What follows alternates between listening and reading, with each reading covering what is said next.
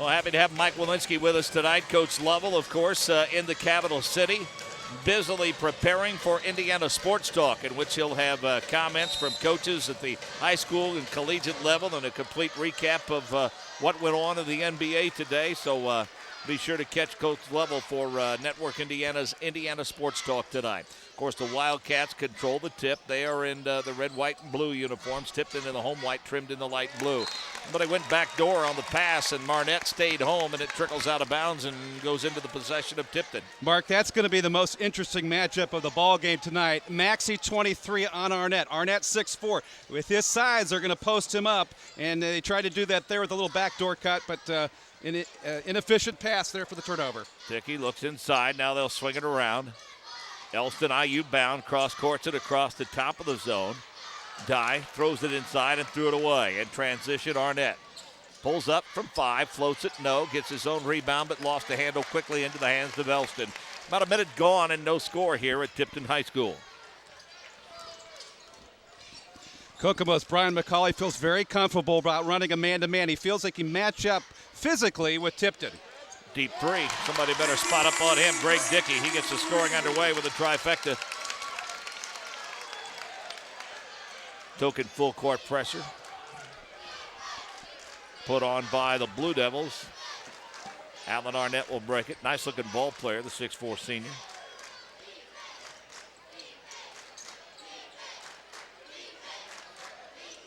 Patient offensive set. Again, both ball clubs starting out defensively man-to-man.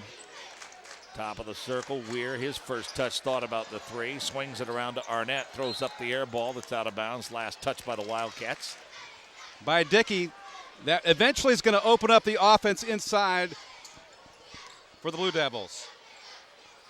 Elston in the corner. No look pass across the top of the zone. They quickly come to Coleman. He'll want to flip it across to Elston. He lost it out of bounds into the... Coleman got a little bit anxious on the pass there. And that's exactly what Kokomo wants to do. Force turnovers early on, keep the ball game close. Arnett, backdoor cut, picked off by Elston. He'll want to run in transition. Work it right side, little stutter step dribble, spot up from 3, no. Rebound goes high off the backboard, out of bounds. We'll go back to Kokomo. Of course, Benton Central last night. Deep 3 the other way, Kokomo. Little shove to the floor and a cheap foul going to be charged against Greg Dickey. And he gets a chance for 3 shots here. Still 3-0. 5.5 minute mark of period number 1. First one on the way is good. Weir gives them quickness and a disruptive defensive presence in the backcourt, if you will. That one rattles to the well. And guys start to get a little bit tired about now.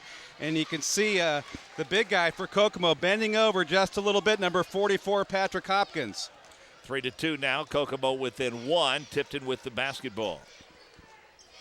Patient set by Dye, walks it across the timeline, works it to the left wing. Again, the trap out high, causing Tipton to redirect offensively.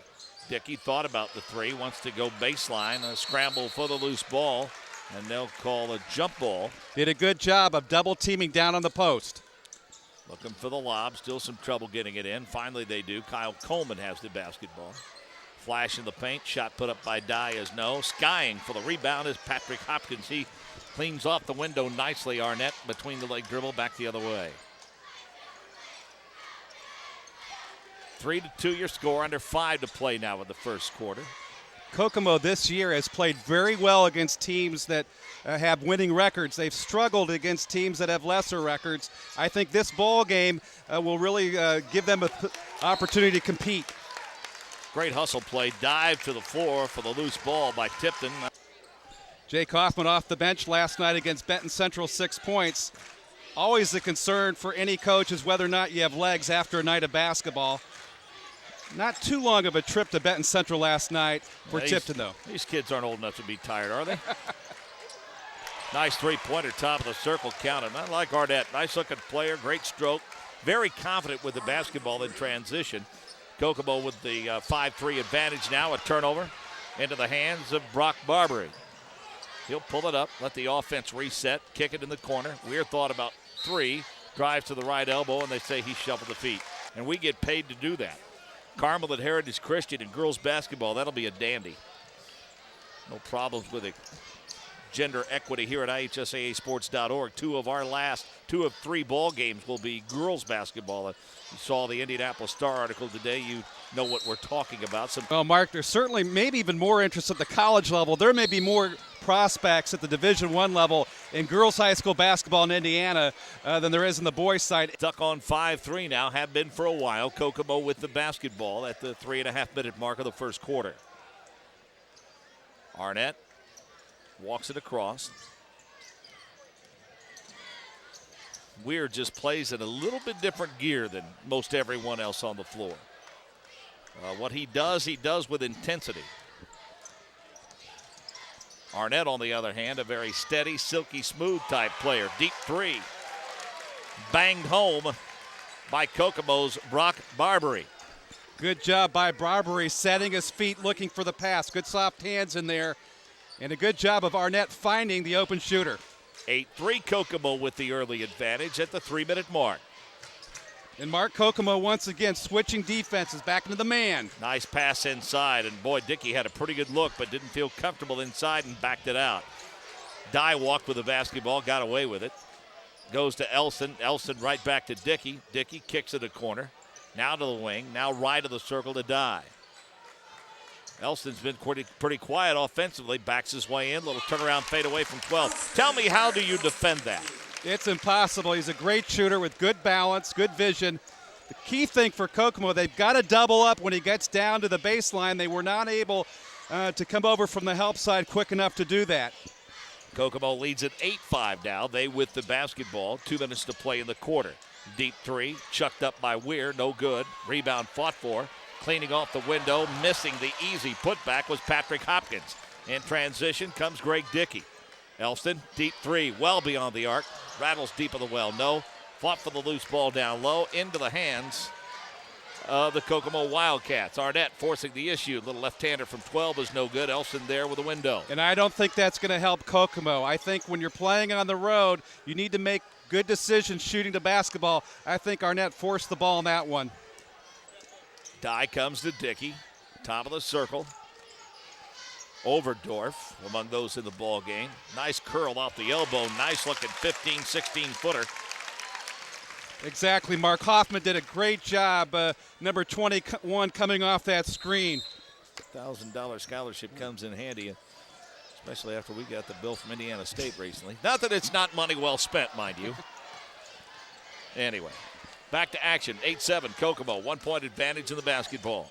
Peter Salinas is checking the ball game for Kokomo. You see number 42, checked in for Patrick Hopkins, give him a breather. Kick in the corner, three-pointer, no good. Weak side rebound, picked up by the aforementioned Salinas, and he finishes it off. Vision of where the basketball was.